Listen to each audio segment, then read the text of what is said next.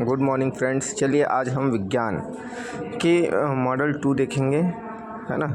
Class 10th है, board class का। यहाँ पर इंपॉर्टेंट क्वेश्चन जो है ये देखिए, प्रबोध का मॉडल 2 क्वेश्चन यहीं से आएगा, आप ध्यान रखिए। यहाँ पर देखिए, जैसे आपका एग्ज़ाम में पूछा जाता है वही पैटर्न में यहाँ पर मैं बताने का प्रयास कर रहा हूँ, ठीक है। यहाँ पर देखिए, सबसे पहले आएगा सही विकल्प। सही विकल्प ऑब्जेक्टिव जो 15 नंबर का आएगा उसमें पहला हो जाएगा सही विकल्प चुनकर लिखिए।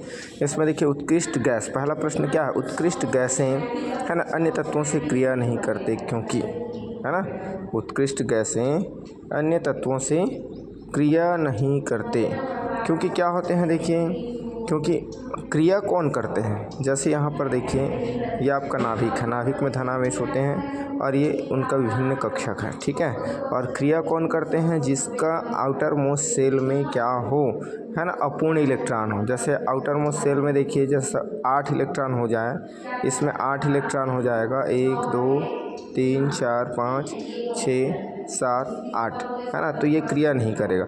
लेकिन 8 से कम है तो ये क्या होगा, क्रियाशील होता है। तो यहाँ पर देखिए, अक्रिय गैसें, अक्रिय गैसों का बाह्य कोश पूर्णतः भरा होता है, मतलब यहाँ पर स नंबर जो है इसका सही आंसर होगा, ठीक है।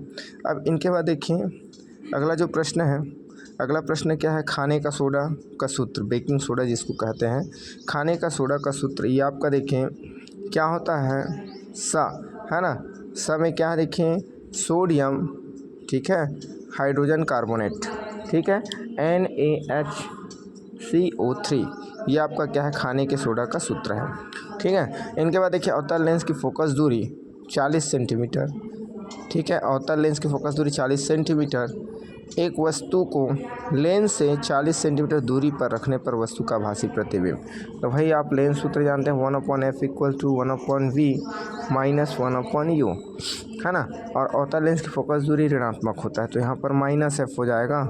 और ये क्या हो जाएगा, देखिए, वस्तु को कहाँ पर रख रहे हैं, वस्तु u की दूरी है ना, 1/v माइनस 1/ क्या हो जाएगा, u हो जाएगा।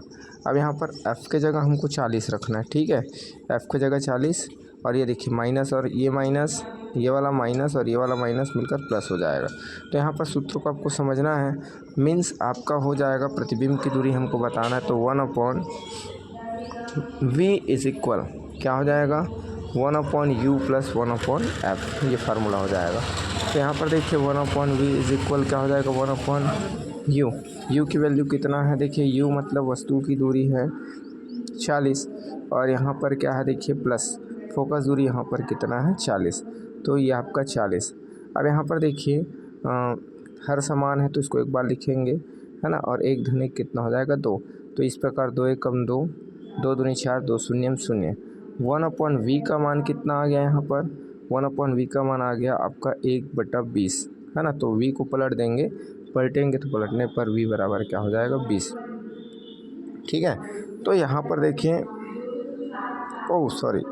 20। अब यहाँ पर देखिए, यहाँ पर क्या है, हाँ, फोकस दूरी और 40 सेंटीमीटर दूरी पर, ठीक है। भले यहाँ पर v का मान आपका कितना आ रहा है, ठीक, 20 ज़रूर आ रहा है, लेकिन यहाँ पर देखिए, जब हम बात करेंगे तो यहाँ पर थोड़ा सा गड़बड़ ये हुआ कि भाई जब वस्तु कहाँ पर होता है, जब वस्तु फोकस पर होता है तब उसका प्रतिबिंब कहाँ पर बनता है, अनंत पर बनता है। सीधा कॉन्सेप्ट है, इसको हल करने की ज़रूरत नहीं पड़ेगा, ठीक है। ये देखिए, एक अवतल लेंस की फोकस दूरी 40 सेंटीमीटर, एक वस्तु को लेंस से 40 सेंटीमीटर दूरी, है ना, दूर रखने पर क्या हो जाएगा, देखिए, वस्तु का आभासी प्रतिबिंब, है ना, इमेजनरी, वर्चुअल इमेज, है ना, ठीक है। वर्चुअल इमेज कहाँ पर बनेगा, अनंत पर बनेगा, क्योंकि वस्तु कहाँ पर रखा हुआ है, फोकस दूरी पर रखा हुआ है। इसके बाद देखिए, नेक्स्ट प्रश्न हमारा क्या है, डार्विन का सिद्धांत, है ना। डार्विन का सिद्धांत आधारित है, तो डार्विन का सिद्धांत आधारित है आपकी यात्रा के दौरान दिए गए अवलोकनों से, है ना। डार्विन ने अपनी यात्रा के दौरान, है ना, ठीक है, डार्विन ने अपनी यात्रा के दौरान क्या किया था, जो अवलोकन किया था उसी को उन्होंने, है ना, अपना सिद्धांत प्रतिपादित किया, ठीक है। अब यहाँ पर देखिए, जैविक अपघटक कहा जाता है, तो जैविक अपघटक के लिए देखिए, यहाँ पर अपघटक भी आपका जैविक अपघटक है, उपभोक्ता भी जैविक अपघटक की श्रेणी में आता है, और उत्पादक भी, मतलब यहाँ पर उपरोक्त सभी इसके सही आंसर होंगे, ठीक है। इनके बाद हम बात करेंगे, खाली स्थान की प्रकृति अम्लीय, क्षारीय या उदासीन होती है, खाली स्थान की प्रकृति क्या होती है, अम्लीय, क्षारीय या उदासीन, है ना। तो यहाँ पर क्या हो जाएगा, देखिए खाली स्थान मतलब यहाँ पर देखिए लवण जो होता है ना, ठीक, लवण की प्रकृति ही क्या होता है, तीनों होता है। लवण, है ना, एक ऐसा पदार्थ होता है जिसकी प्रकृति अम्लीय भी होता है, क्षारीय भी होता है और उदासीन भी होता है, ठीक है। लवण एक ऐसा पदार्थ है जिनकी प्रकृति क्या होता है, अम्लीय, क्षारीय और उदासीन, ठीक है। इसके बाद यहाँ पर क्या बोल दिया गया, देखिए नेक्स्ट यहाँ पर बोल दिया गया है, अधिक सक्रिय धातु द्वारा कम सक्रिय धातु को उसके लवण के विलयन से हटाने की क्रिया, है ना। जैसे मान लो यहाँ पर NaCl है ना, ठीक है, NaCl है।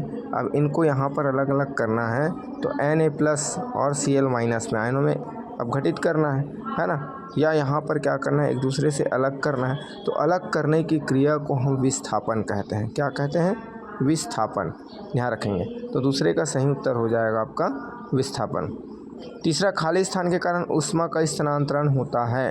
तो ऊष्मा का स्थानांतरण, ठीक है, ऊष्मा का स्थानांतरण किसके कारण होता है, जैसे देखिए लोहे के एक सिरे को हम गर्म करें, ठीक है, लोहे के एक सिरे को गर्म करें, फॉर एग्जांपल यहाँ पर देखिए लोहे का एक सिरा गर्म कर रहे हैं, ठीक है, तो इसका दूसरा सिरा भी धीरे धीरे क्या होने लगता है, गर्म होने लगता है। लेकिन यहाँ पर देखें ये जो गर्मी जो है धीरे धीरे क्या होता है, आगे बढ़ते जाता है ऐसे धीरे धीरे, है ना। और एक स्थिति ऐसे आता है कि इसका दूसरा सिरा भी क्या हो जाता है, गर्म हो जाता है पूरी तरह से, ऐसे इस तरह से। आ रहा बात समझ में, है ना। तो यहाँ पर देखिए ये जो प्रक्रिया है इसे हम क्या कहते हैं, ऊष्मा संचरण का ये जो प्रक्रिया है उसे हम चालन कहते हैं। क्या कहते हैं, चालन, ठीक है, जिसमें माध्यम की आवश्यकता होता है, ठीक है। अब ऊष्मा का स्थानांतरण ये जो हो रहा है क्या है, चालन के माध्यम से। इसके बाद देखिए चौथा प्रश्न क्या है, देखिए प्रकाश का किसी सतह से टकराकर उसी माध्यम में वापस लौट जाना।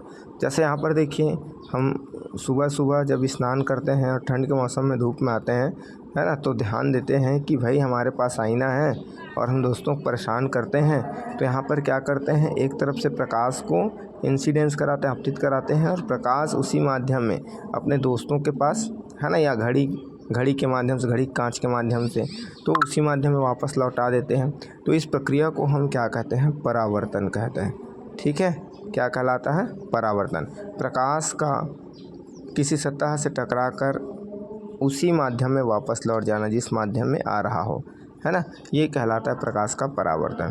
इसके बाद यहाँ पर देखिए पांचवा जो प्रश्न है, मेरुरज्जु खाली स्थान क्रिया के लिए उत्तरदायी होता है ना। तो मेरुरज्जु जो है प्रतिवर्ती क्रिया।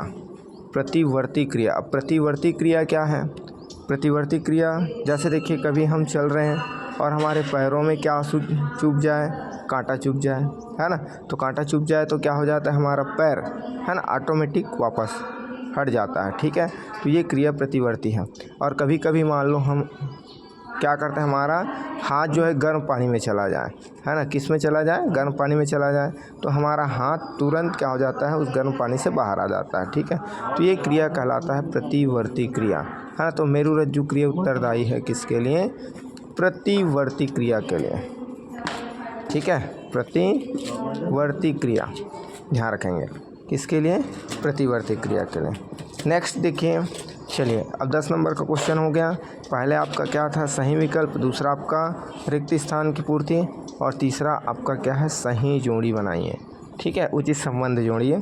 तो यहाँ पर देखिए, यहाँ पर DNA है ना, DNA को हम क्या कहते हैं, देखिए घ्राण सूचक कहते हैं। DNA को क्या कहा जाता है, घ्राण सूचक, ठीक है, DNA हमारा घ्राण सूचक है। उसके बाद यहाँ पर देखिए अवतल दर्पण, दूसरा क्या है, अवतल दर्पण।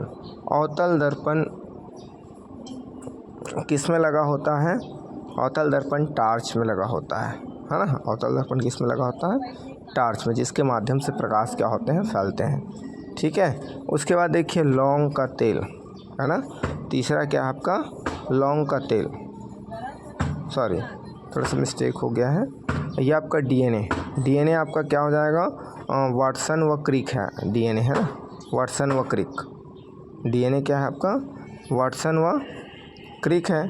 इनके बाद यहाँ पर देखिए अवतल दर्पण आपका क्या हो जाएगा, टॉर्च, और उसके बाद लौंग का तेल आपका हो जाएगा घ्राण सूचक, है ना। और ऊष्मा आपका हो जाएगा ऊर्जा। ऊष्मा एक प्रकार का क्या है, ऊर्जा है। और चूना पत्थर कैल्शियम कार्बोनेट। ठीक है, इतनी बातें आ गया होगा समझ में। उचित संबंध में क्या है आपके पास, डीएनए। डीएनए के लिए हम क्या यूज़ करेंगे, देखिए क्रिक, वाटसन व क्रिक। अवतल दर्पण के लिए हम यूज़ करेंगे क्या, टार्च, है ना। और लौंग का तेल को घ्राण सूचक कहते हैं।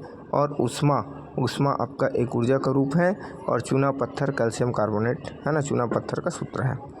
अब यहाँ पर देखिए बायोगैस क्या है, घटकों के नाम बताइए। ठीक है, तो यहाँ पर देखिए जंतु एवं पौधों के अपशिष्ट पदार्थों को, ठीक है, जंतु एवं पौधों के अपशिष्ट पदार्थों का अनाक्षी सूक्ष्म जीवों द्वारा अवक्रमण करने से मीथेन, है ना, ठीक है, methane CH4, carbon dioxide CO2 और आपका हाइड्रोजन सल्फाइड H2S, है ना, जैसी गैसें बनती हैं। ठीक है, जंतु और पौधों के अपशिष्ट पदार्थों का अनाक्षी सूक्ष्म जीवों द्वारा, छोटे छोटे जीवों द्वारा अवक्रमण करने पर क्या बनता है, देखिए कार्बन डाइऑक्साइड, मीथेन और हाइड्रोजन सल्फाइड। ठीक है, तो ये उपर्युक्त गैसों के मिश्रण को ही हम क्या कहते हैं, बायोगैस कहते हैं। जिसमें सबसे ज़्यादा 65% क्या होता है, बायोगैस में सबसे ज़्यादा 65% क्या होता है, मीथेन पाया जाता है। ठीक है, इसके बाद आपका क्या है, कोशिका का पावर हाउस किसे कहते हैं, तो कोशिका का पावर हाउस ये माइटोकॉन्ड्रिया को कहते हैं। ये क्वेश्चन जो है हमेशा पूछा जाता है। ठीक है, कोशिका का पावर हाउस किसे कहते हैं, तो ये माइटोकॉन्ड्रिया को कहते हैं। अब यहाँ पर देखिए एथिल एल्कोहल का IUPAC नाम एथेनॉल तथा सूत्र, यहाँ पर एथिल एल्कोहल का IUPAC नाम तथा सूत्र, है ना। तो यहाँ पर सबसे पहले तो एथिल का सूत्र क्या है, C2H6, ये एथिल है ना। अब इनकी क्रिया किससे करेंगे, अल्कोहल से करेंगे, OH से करेंगे। ठीक है, किससे करेंगे, OH से करेंगे। तो यहाँ पर देखिए ऐसे कर देते हैं, है ना। तो क्या हो जाएगा यहाँ पर, या सिंगल S से कर देते हैं, OH से, हाइड्रो, है ना। तो ये क्या हो जाएगा, देखिए C2H5OH, ये आपका एल्कोहल बना लेगा। तो ये आपका एथिल एल्कोहल क्या हो जाएगा, एथिल एल्कोहल। ये देखिए क्या बोला मैं, C2H6, ये आपका एथिल है। एथिल का रिएक्शन किससे कराएंगे, हाइड्रोक्सिल से कराएंगे। तो यहाँ पर क्या बन जाएगा, C2H5OH, ये आपका एथिल एल्कोहल है। क्या है, एथिल एल्कोहल का सूत्र है। ठीक है, इसका पूरा नाम क्या है, देखिए IUPAC में नाम है एथेनॉल है। एथिल से, है ना, एथेन, और एल्कोहल से ऑल, तो ये कुल मिलाकर हो जाता है एथेनॉल। इसका सूत्र क्या है, C2H5OH। इसके बाद देखिए अम्ल तथा क्षार के है ना प्राकृतिक स्रोत। तो अम्ल कहाँ से प्राप्त होता है, जो खट्टे वस्तु होते, खट्टे पदार्थ जो होते हैं। ठीक है, यहाँ पर देखिए अम्ल, इमली, सेब, टमाटर, सिरका, है ना, इन सब से क्या होता है, अम्ल प्राप्त होता है। और यहाँ पर देखिए क्षार कहाँ से प्राप्त होता है, देखिए चूना, खाने का सोडा, कपड़ा धोने का सोडा, इन सब से क्षार प्राप्त होता है। ठीक है, आगे बढ़ते हैं। प्रश्न क्रमांक 6 देखिए, पारितंत्र के संरचनात्मक घटक का केवल नाम लिखिए। तो पारितंत्र के संरचनात्मक घटक, है ना, पारितंत्र में क्या क्या होता है, एक तो होता है उत्पाद, है ना, दूसरा होता है उपभोक्ता। ठीक है, उपभोक्ता। तो उपभोक्ता जो है हमारे पास, है ना, क्या होते हैं, प्राथमिक उपभोक्ता, द्वितीयक, है ना, द्वितीयक उपभोक्ता, तृतीयक उपभोक्ता। ये आपका 3 प्रकार का हो जाएगा, या उच्च उपभोक्ता भी बोलते हैं। ठीक है, और यहाँ पर देखिए अगला होता है अपघटक, है ना। तो ये पारितंत्र के 3 घटक हैं, कौन कौन से, उत्पाद, उपभोक्ता, अपघटक। जिसमें देखिए उपभोक्ता को हम प्राथमिक, द्वितीयक और तृतीयक श्रेणी में रखेंगे। ठीक है, इनके बाद चलिए यहाँ से भी ये क्वेश्चन आएगा ही आएगा। ठीक है, यहाँ से ये क्वेश्चन देखिए, 100 डिग्री सेंटीग्रेड को फ़ारेनहाइट में बदलिए।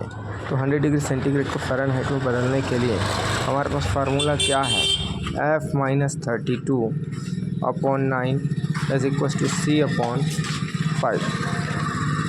C की वैल्यू हमको दिया है 100, तो यहाँ पर F-32/9 = 100 हो जाएगा अपॉन 5।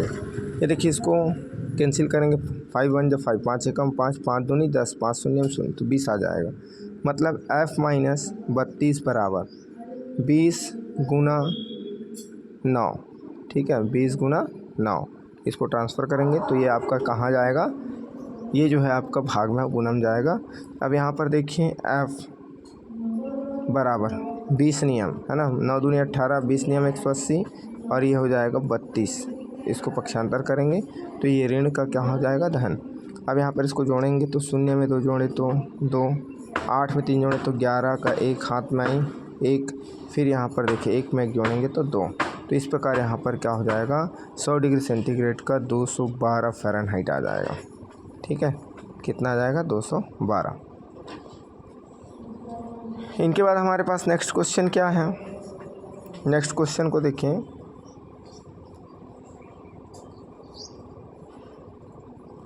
नेक्स्ट क्वेश्चन है हमारा, प्रकाश वायु से 1.5 अपवर्तनांक की कांच की प्लेट में प्रवेश करता है।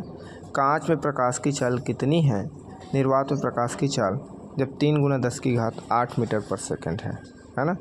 तो यहाँ पर आपको ध्यान रखना है, क्या ध्यान रखना है, देखिए यहाँ पर कांच का अपवर्तनांक आपको गिवन है, दिया है 1.5, निर्वात में प्रकाश की चाल दिया है। अब मान लो कि निर्वात में दिया है, मतलब कांच के बाहर, ये कांच है तो ये कांच के बाहर जो प्रकाश है इसकी चाल दिया गया है। अब मान लो ये प्रकाश जो है क्या करता है, प्रकाश जो है यहाँ पर क्या करता है ना, ये मान लो अभिलंब है, अभिलंब है तो ये क्या करेगा, अपने मार्ग सेट कर चलेगा।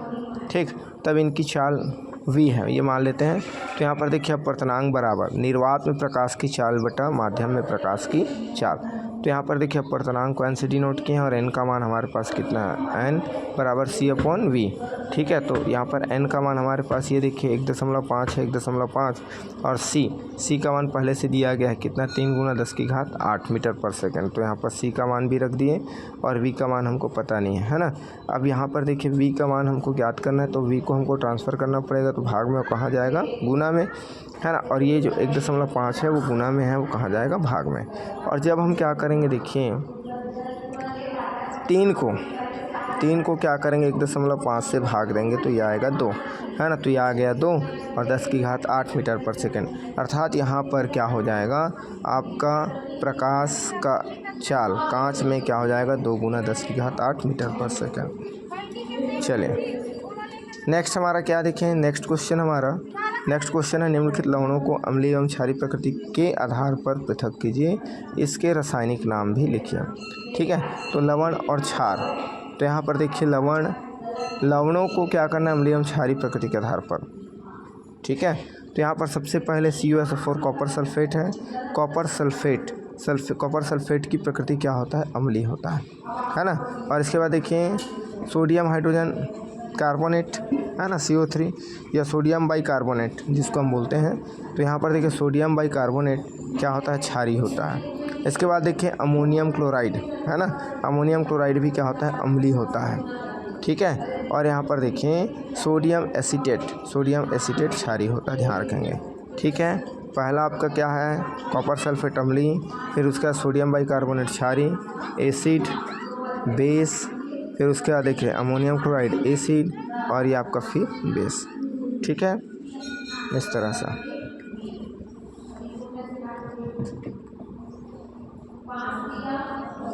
अब यहाँ पर देखिए फ्लेमिंग के दाएं हाथ का नियम है ना, तो फ्लेमिंग के दाएं हाथ का नियम, तो फ्लेमिंग क्या कहता है, देखिए है ना, दाएं हाथ का नियम इस तरह से, ये ऐसे हो जाएगा दाएं हाथ का नियम। ठीक है, ये देखिए दाएं हाथ का अंगूठा तर्जनी और मध्यमा को इस प्रकार फैलाओ। ठीक है, दाएं हाथ का अंगूठा तर्जनी और मध्यमा को इस प्रकार फैलाओ कि ये क्या हो, 90 डिग्री का एंगल फॉर्म करे, 90 डिग्री है ना, 90 अंश का कोण बनाया। ठीक है, अब यदि क्या करता है, देखिए समकोण बनाया। अब यदि अंगूठा चालक की गति की दिशा को, अब यहाँ पर देखिए ये किसकी गति की दिशा को बता रहा है, चालक की गति की दिशा को बताता है ना। तर्जनी जो है किसको, चुंबकीय क्षेत्र की दिशा को बताता है। तो यहाँ पर ये मध्यमा जो है प्रेरित धारा की दिशा को क्या करेगा, प्रदर्शित करता है। ठीक है, यही फ्लेमिंग के दाएं हाथ का नियम है, ध्यान रखोगे। ठीक है, ऐसे यहाँ पर नेक्स्ट क्या है, कुटुम्बसर गुफा की मछली है ना, क्या होती है कि प्रजाति कैसे अपने वंश की मछलियों से अलग हो गई और अपने आवास में अनुकूलित हो गई। ठीक है, तो इसके लिए हम बात करेंगे। देखिए कुटुम्बसर गुफा है ना। अब कुटुम्बसर गुफा में क्या है, कुटुम्बसर है ना। कुटुम्बसर गुफा में क्या होता है, देखिए लाइट नहीं जाता, प्रकाश नहीं जाता, वहाँ पर हमेशा क्या रहता है, अंधेरा छाया रहता है। ठीक है, और हम जानते हैं, क्या जानते हैं कि किसी भी वस्तु, जैसे ये वस्तु है ना, किसी भी वस्तु को हम देखेंगे तो देखेंगे कैसे, जब यहाँ पर प्रकाश वस्तु पर पड़ता है, प्रकाश वस्तु पर पड़ने के बाद वहाँ से जो लाइट रिफ्लेक्ट होकर क्या आता है, परावर्तित होकर हमारी आँखों तक पहुँचता है, तब हमें उस वस्तु की उपस्थिति का आभास होता है। ठीक है, लेकिन यहाँ पर क्या है, देखिए अब क्या है कि कुटुम्बसर गुफा में तो प्रकाश ही नहीं है, प्रकाश जा नहीं रहा है, अंधेरा है ना। तो अंधेरा है तो क्या हो जाएगा, वहाँ पर अंधेरा है तो भाई मछली की आँखों पर प्रकाश आ ही नहीं रहा है, और किसी वस्तु से टकराकर उसकी आँखों पर प्रकाश जा ही नहीं रहा है, तो वहाँ पर वो क्या करेंगे, वस्तु को नहीं देख पाएंगे, अर्थात क्या रहेंगे, काने रहेंगे। ठीक है, तो यहाँ पर देखिए इसका उत्तर क्या, देखिए कुटुम्बसर की गुफा में बहुत अधिक अंधेरा होता है ना। अंधेरे आवास में रहने के लिए मछलियों में अनुकूलन के फलस्वरूप कुछ भिन्नताएं उत्पन्न हुई, जिसके कारण है ना कानी मछली की उत्पत्ति हुई। ठीक है, इस प्रकार यह अपने वंश की मछलियों की प्रजातियों से क्या है, अलग है, और अंधेरे में रहने के लिए क्या हो गया है, अनुकूलन है ना, अनुकूलित हो गया है। ध्यान रखेंगे। आगे क्या है, देखिए आगे आपका डार्विन और वैलेस द्वारा प्रतिपादित जीवों के विकास के सिद्धांत से हमें क्या पता चलता है। यहाँ पर देखिए डार्विन और वैलेस द्वारा प्रतिपादित जीवों के विकास के सिद्धांत से हमें पता चलता है, हमें यह पता चलता है कि जीवों में विविधता पाई जाती है। भिन्न भिन्न जीव क्या करते हैं, विविध प्रकार के होते हैं ना, उनमें उनका नेचर भिन्न विविध होता है। ध्यान रखेंगे है ना, भिन्न भिन्न जीवों में क्या होता है, विविधता पाई जाती है। ठीक है, रहने का, खाने का, पीने का, ठीक है, जिसके कारण उनका रंग, रूप, आयु में अंतर होता है। ठीक है, सब एक समान जीवित नहीं रहते है ना, सबको समान आयु नहीं मिला है। वे जीव तो अपने वातावरण में रहने के लिए अनुकूलित होते हैं, वे जीवित रहते हैं तथा विभिन्नताओं के द्वारा नई जाति को उत्पन्न करते हैं। ठीक है, तथा वे जीव जो अनुकूलित नहीं हो पाते, वे क्या हो जाते हैं, नष्ट हो जाते हैं या अपना स्थान छोड़कर चले जाते हैं, सीधी सी बात है। ठीक है, अब यहाँ पर देखिए अनुवांशिकी का जनक किसे कहा जाता है, उन्होंने किस पौधों पर अपना प्रयोग है ना किया। ठीक है, उस पौधे को चुनने के 2 कारण लिखिए। तो यहाँ पर देखिए अनुवांशिकी का जनक है ना ग्रेगर जॉन मेंडल को कहा जाता है। किसको कहा जाता है, अनुवांशिकी का जनक ग्रेगर जॉन मेंडल को। ठीक है, अब यहाँ पर देखिए उन्होंने किस पौधे पर, तो यहाँ पर देखिए मेंडल ने मटर के पौधे का प्रयोग किया। तो मेंडल ने मटर के पौधे का चुनाव किया क्योंकि है ना मटर के बीज में जल्दी से नई पीढ़ी उत्पन्न किया जा सकता है। मटर के बीज से जल्दी नई पीढ़ी का बीज है ना, नई पीढ़ी उत्पन्न किया जा सकता है। और दूसरा जो है, मटर के पौधों में बहुत से विपरीत लक्षण पाए जाते हैं। ठीक है, चलिए आगे बढ़ते हैं। आगे क्या है आपके पास, निम्नलिखित जोड़ों में से उस तत्व को चुनिए जिसका आकार बड़ा है तथा उसका कारण भी लिखें। तो ये देखिए निम्नलिखित तत्वों में पहला क्या देखिए, मैग्नीशियम है ना या क्लोरीन। तो यहाँ पर क्या, मैग्नीशियम या क्लोरीन, मैग्नीशियम का परमाणु क्रमांक 12 है और क्लोरीन का 17 है। तो यहाँ पर देखिए आवर्त में जैसे ही हम क्या करेंगे, पीरियोडिक टेबल में आवर्त में बाईं से दाईं ओर जाएंगे, ऐसे आवर्त में है ना, तो जाने पर परमाणु त्रिज्या क्या होता है, घटता है ना, और नाभिक में आवेश बढ़ने लगता है। ठीक है, तो नाभिक में आवेश बढ़ने पर नाभिक इलेक्ट्रॉनों को ज़्यादा आकर्षित करता है, जिससे परमाणु का आकार क्या हो जाता है, घट जाता है। ठीक है, जैसे ही हम क्या करें, पीरियोडिक टेबल में बाएं से दाएं जाएं, तो यहाँ पर क्या बोला गया है, परमाणु त्रिज्या घटता है, अर्थात ये जो दूरी है ना, ये जो डिस्टेंस है वो क्या हो जाएगा, पास होगा। क्यों, क्योंकि नाभिक में आवेश बढ़ेगा, नाभिक में आवेश बढ़ेगा तो यहाँ पर क्या हो जाएगा, देखिए यहाँ पर क्या हो जाएगा, ये जो आपका आकर्षण बल बढ़ेगा तो इनकी क्या हो जाएगी, आकार कम हो जाएगा। ऐसे यहाँ पर देखिए तो मैग्नीशियम का आकार बड़ा है ना, क्लोरीन से बड़ा होता है। देखिए जिसका परमाणु क्रमांक कम है उसका आकार क्या होता है, बड़ा होता है। दूसरा क्या है, सोडियम का परमाणु क्रमांक 11 और पोटेशियम का 19 है। तो यहाँ पर देखिए समूह में ऊपर से नीचे जाने पर, अभी हम आवर्त के बारे में बात किए थे पहले में, अब ऊपर से नीचे जाएंगे।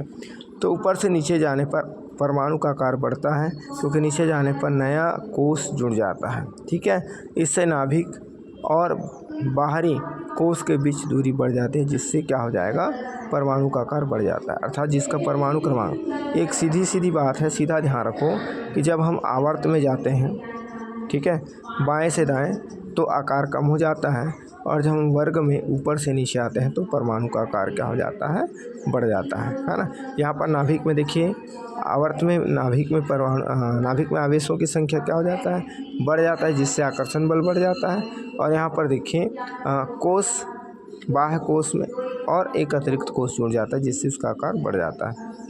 चलिए आगे का कल देखते हैं। Thank you.